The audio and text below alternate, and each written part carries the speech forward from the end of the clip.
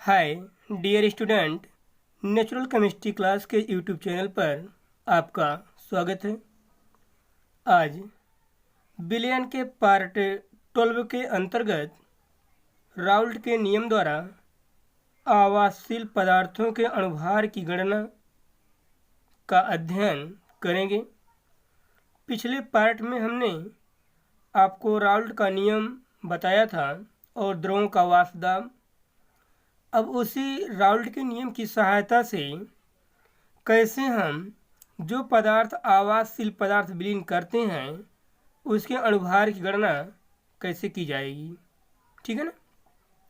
तो राउल्ट के नियम द्वारा आवासशील पदार्थों के अणुभार की गणना राउल्ट के नियम की सहायता से हम उस पदार्थ के अणुभार की जो आवासशील पदार्थ है उसके अणुभार की गणना करेंगे, ठीक है।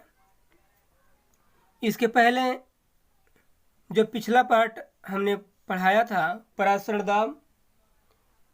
दाब से संबंधित एक सवाल था। कुछ बच्चे इस पे कंफ्यूज थे कि ये कैसे लगेगा, उसके बारे में हम आपको बता देते हैं। तीसरा क्वेश्चन यही था कि एक जेली विलयन जिसमें 1.75 ग्राम सुक्रोज 150 मिली में घुली है तो उसका परासरण दाब 17 डिग्री सेंटीग्रेड पर ज्ञात कीजिए। परासरण दाब पूछा था और उसका आंसर 0.81 एटमॉस्फेयर आया है। आप नोट्स में अपने देख लीजिएगा। यहाँ पर देखिए कुछ है नहीं, हम आपको बता दे रहे हैं। कुछ बच्चे इसमें कंफ्यूज थे कि ये सवाल कैसे लगेगा, उसका सलूशन यहाँ पर है। आप जानते हैं कि पीवी बराबर होता है W/m/RT। यहाँ पर 150 ml आयतन था, उसको लीटर में कन्वर्ट कर लेंगे। लीटर में हो जाएगा 0.150 लीटर हो जाएगा। सुक्रोज का अणुभार होता है 342 12 C12H22 11। ये अणुभार है, स्मॉल m का मान है 342 12 × 12 मतलब कार्बन का 12 होता है, हाइड्रोजन का 1 होता है, 22 परमाणु हैं तो 22 × 1 और 11, ऑक्सीजन का 16 होता है, 16 × 11। इसको जोड़ेंगे तो आएगा 342। डब्लू का मान, स्मॉल डब्लू का मान 1.75 दिया है। पी नहीं बल्कि एक टेम्परेचर है, पी तो पूछ रहा है टेम्परेचर। परासरण टेम्परेचर 17 डिग्री सेंटीग्रेड 290 केल्विन हो जाएगा। हमसे पी पूछ रहा है परासरण दाब, इस कारण से P बराबर हो जाएगा V नीचे चला आएगा तो P बराबर WRT/mV। अब W का मान 1.75 है, R का मान आप जानते हैं, T का मान 290 केल्विन है, स्मॉल m का मान जो सुक्रोज का अणुभार है वो 342। सुक्रोज का जब आपको फार्मूला मालूम होगा तभी अणुभार आप ज्ञात कर सकते हैं 342। और V का मान 0.150 है। इसको गुणा भाग करेंगे तो इतना आएगा और इसको इसमें 41.665 में 51.3 से डिवाइड कर देंगे तो आ जाएगा 0.812। ये परासरण दाब, यही आंसर है। तो इसमें कोई कन्फ्यूजन नहीं होना चाहिए। कुछ बच्चे इस पर कन्फ्यूज थे कि ये सवाल नहीं आ रहा है, इसलिए हमने आपको बता दिया। आप ध्यान दीजिए, कुछ है नहीं। थोड़ा इसमें बहुत बच्चे कंफ्यूज में ये होंगे सुक्रोज का अणुभार कैसे आएगा। तो सुक्रोज का एक फार्मूला होता है और सुक्रोज का फार्मूले के साथ हम उसका अणुभार निकालेंगे 342 आएगा। कार्बन का 12 होता है और इसके 12 परमाणु, इस कारण से 12 से गुणा कर देंगे। ऑक्सीजन का 16 होता है, 16 में 11 परमाणु तो 11 से गुणा कर देंगे तो इसको जोड़ेंगे 342 आएगा। ये सुक्रोज का अणुभार है। बहुत बच्चे यहीं पर कन्फ्यूज हुए होंगे। और 150 ml इसका आयतन दिया ही है। जब 150 ml दिया तो इसको लीटर में हम कन्वर्ट कर लेंगे, 1000 से डिवाइड कर देंगे, ठीक है ना। तो इसका आंसर यही होगा, आप देख लीजिएगा। ये पिछला पार्ट का सवाल था परासरण दाब से, ठीक। आइए अब हम उसी के आगे आपको बताते हैं। राउल्ट का नियम हमने बताया। राउल्ट के नियमानुसार हम ज्ञात कर रहे हैं आवासशील पदार्थों के अणुभार की गणना। विलेय का अणुभार ज्ञात करना है हमको, ठीक है। राउल्ट के नियमानुसार हम जानते हैं किसी वाष्प दाब का आपेक्षिक अवनमन विलेय के मूल प्रभाज के बराबर होता है। आप जानते हैं राउल्ट का नियम यही है कि राउल्ट का नियम हमने बताया था आपको कि वाष्प दाब का जो आपेक्षिक अवनमन है वो विलयन में उपस्थित किसके मूल प्रभाज के, विलेय के मूल प्रभाज के बराबर होता है। ठीक है ना, थोड़ा ध्यान दीजिएगा। राउल्ट के नियमानुसार वाष्प दाब का आपेक्षिक अवनमन विलेय के मूल प्रभाज के बराबर होता है। ठीक है ना। आप जानते हैं जहाँ पर पीनन विलायक का वाष्प दाब, पीएस विलयन का वाष्प दाब है। स्मॉल एन विलेय के मूलों की संख्या, कैपिटल एन विलायक के मूलों की संख्या। आप जानते हैं जहाँ पीनन और पीएस क्रमशः शुद्ध विलायक और विलयन के समान ताप पर वाष्प दाब है। आप जानते हैं कि यहाँ पर पीनन जो है ये विलायक का वाष्प दाब है और पीएस विलयन का वाष्प दाब है।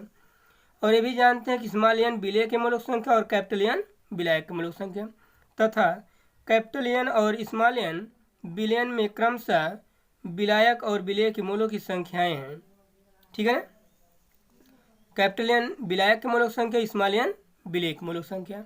और ये भी आप जानते हैं कि जो मोलों की संख्या होती है यहाँ पर कैपिटल एन बराबर विलायक का भार अपान विलायक का अणुभार।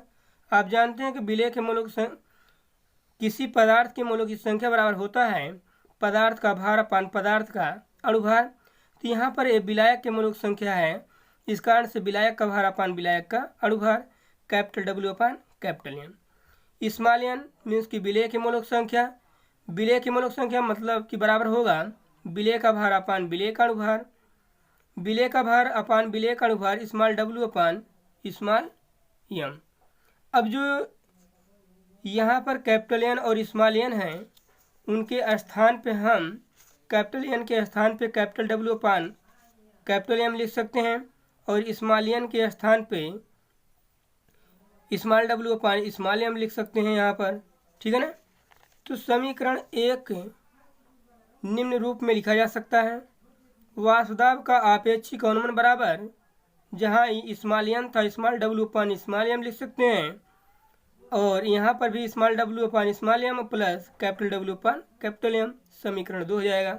कुछ है नहीं, सिर्फ हमने जो विलायक के मोलों की संख्या है विलायक का भार अपान विलायक का अणुभार होता है, विलेय के मोलों की संख्या जो है विलेय का भार अपान विलेय का अणुभार होता है। डब्ल्यू मीन्स वेट होगा, एम मीन्स मॉलिक्यूलर वेट।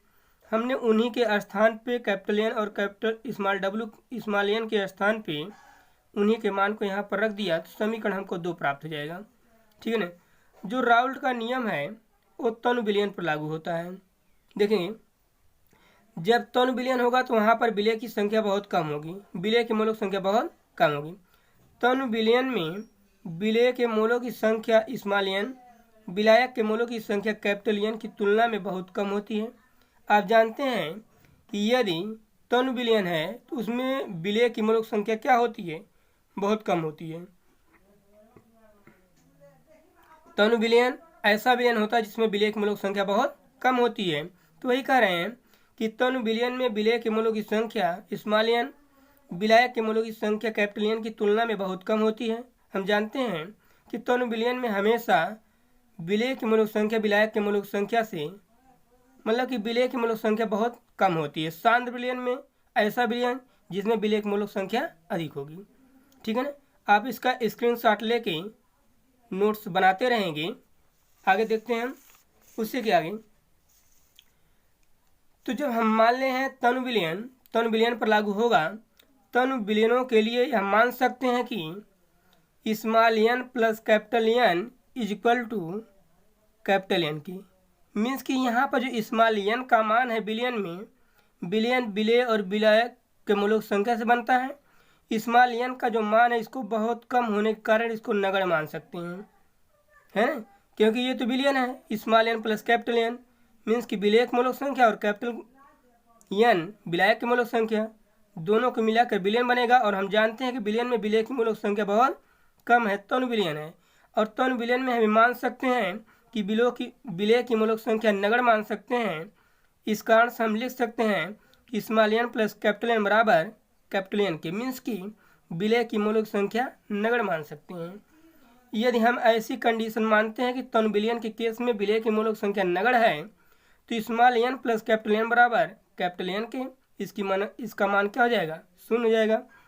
तो तनु विलयनों के लिए राउल्ट के नियम का सरल रूप क्या होगा, अब जो small n plus capital N था उसके स्थान पे क्या लिख सकते हैं, कैपिटल N। तो वाष्प दाब का जो आपेक्षिक अवनमन बराबर क्या हो जाएगा, स्मॉल n अपान कैपिटल N का हो जाएगा।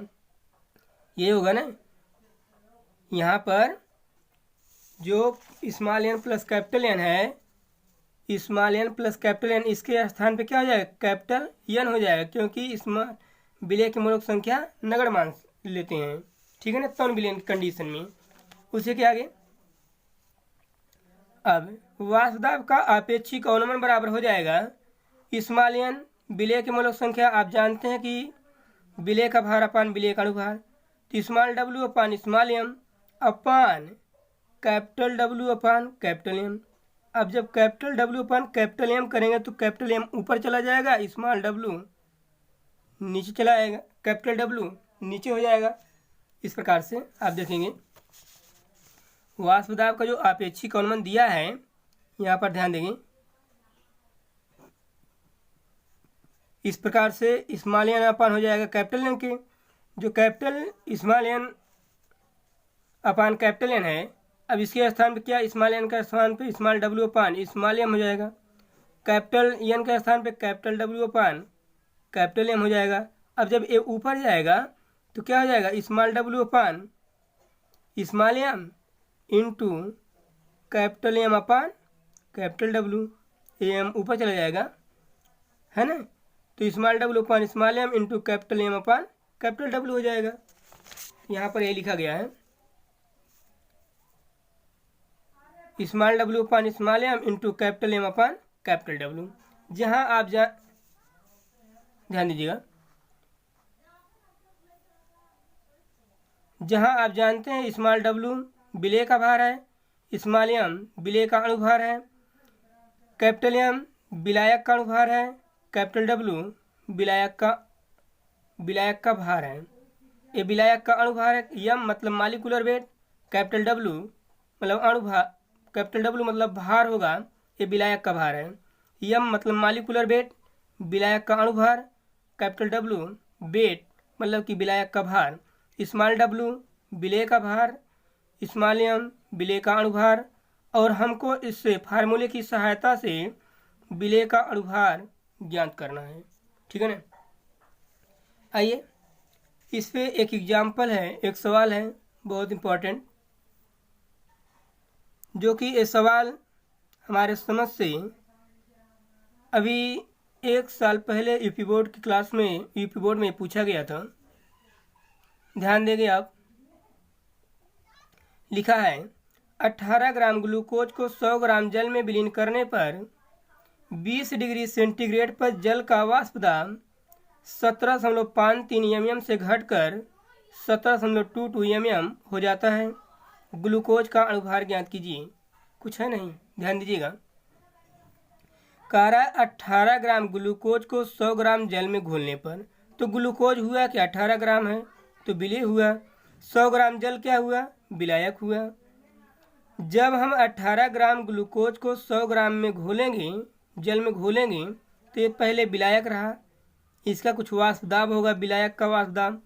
जब हम 18 ग्राम ग्लूकोज को इसमें विलीन करेंगे तो विलयन बनेगा, तो विलयन पीएच से इंडिकेट करते हैं। तो यही कह रहा है विलीन करने पर 20 डिग्री सेंटीग्रेड पर ये जो जल है विलायक है, जब हमने इसको घोला, जब विलयन बना, इसका वाष्प दाब 17.53 ये विलायक का वाष्प दाब हो गया। अब किसका वाष्प दाब है, जल का वाष्प दाब 17.53 से घटकर 17.22 हो गया, ये विलयन का वाष्प दाब हो गया, है ना, क्योंकि हमेशा विलायक का वाष्प दाब विलयन के वाष्प दाब से अधिक होता है। आप जानते हैं पिछले क्लास में हमने आपको बताया भी था, हमेशा विलायक का वाष्प दाब विलयन के वाष्प दाब से अधिक होता है। तो विलायक का वाष्प दाब 17.53 से घटकर जल का वाष्प दाब जब विलयन बना तो 17.22 हो गया, ये विलयन का वाष्प दाब हो गया, ठीक है ना। आप फार्मूला जानते हैं वाष्प दाब का आपेक्षिक अवनमन अभी हमने इसको निकाला। यहाँ पर जो विलेय है वो ग्लूकोज है, तो ग्लूकोज का भार कितना दिया है 18 ग्राम। जो विलायक है वो जल है, 18 ग्राम को 100 ग्राम जल में घोला गया। विलायक का भार कितना दिया गया है 100 ग्राम, कैपिटल डब्ल्यू का मान। हमने कहा कि ये जो जल है ये जल का वाष्प दाब है। जब हम ग्लूकोज को विलीन करेंगे तो विलयन बनेगा और इस विलयन का वाष्प दाब 7.22 है। तो अब यहाँ पर ए पीनन विलायक का वाष्प दाब 7.53 mm, विलयन का वाष्प दाब कितना हुआ 7.22 mm। हमको क्या ज्ञात करना, ग्लूकोज का अणुभार मतलब स्मॉल यम का मान। क्या ज्ञात करना है, ग्लूकोज का अणुभार स्मॉल यम का मान। ठीक है ना। तो H2O का अणुभार आप तो जानते हैं कैपिटल यम का मान। जल का अणुभार कितना होता है 18। ठीक है, जल का अणुभार कितना होगा 18। अब हम मान रखेंगे विलायक का वाष्प दाब का अपेक्षिक, विलायक का वाष्प दाब 7.53, विलयन का वाष्प दाब 7.22, विलायक का वाष्प दाब 7.53। इसके बाद स्मॉल डब्ल्यू का मान 18, स्मॉल यम निकालना है। कैपिटल यम का मान H2O का अणुभार 18, कैपिटल डब्ल्यू का मान कितना दिया है 100 ग्राम। अब आप इसको गुणा करेंगे तो 0.0177 आएगा। 18 गुणे 18 324 होगा। स्मॉल यम इंटू 100 होगा। आप इसका स्क्रीनशॉट ले लेंगे। ठीक है, सवाल को आसानी से समझिए, समझ में अवश्य आएगा, कुछ करना है नहीं। फार्मूले में डायरेक्ट मान रखिए, कैलकुलेशन करिए, आंसर प्राप्त हो जाएगा। ठीक है, आगे देखेंगे। 18 गुणे 18 हमने बताया 324। इसके बाद स्मॉल यम का मान निकालना था, उसको हम पक्षांतर कर देंगे। यहाँ पर जो लिखा गया था, यहाँ पर देखें जो लिखा गया था, यम का मान निकालना तो यम को इधर कर देंगे, 0.177 को इधर कर देंगे, तो यम बराबर 100 इंटू 0.177। इसका कैलकुलेशन करेंगे तो आएगा 183। ठीक है ना। अगला सवाल ध्यान दें, थोड़ा लाइट की प्रॉब्लम की वजह से क्लास लेट प्रारंभ हुआ। दूसरा सवाल यह है, शुद्ध बेंजीन का किसी ताप पर वाष्प दाब 640 mmHg है। 2.175 ग्राम आवासशील विलेय ठोस 39.0 ग्राम बेंजीन में मिलाने पर विलयन का वाष्प दाब 600 mmHg हो जाता है। विलेय का अणुभार ज्ञात कीजिए। कुछ नहीं है, करा 2.175 ग्राम आवासशील विलेय ठोस 39 ग्राम बेंजीन में मिलाने पर, ठीक है ना, 2.175 को कितने में घोला गया 39 ग्राम में, तो 2.175 क्या हुआ विलेय हुआ, 39 ग्राम क्या हुआ विलायक हुआ, है ना। 39 ग्राम क्या हुआ विलायक हुआ, 39 ग्राम है क्या बेंजीन है, तो बेंजीन यहाँ पर विलायक हुआ। और जो आवासशील पदार्थ है, आवासशील विलेय है, वो क्या है, वो विलेय होगा। 39 ग्राम जो बेंजीन है वो विलायक होगा, और 2.175 जो ग्राम आवासशील विलेय है वो विलेय है, मतलब आवासशील जो पदार्थ है वो क्या है विलेय है। तो विलेय क्या हुआ 2.175 और विलायक का भार कितना हुआ 39 ग्राम हुआ। ठीक है।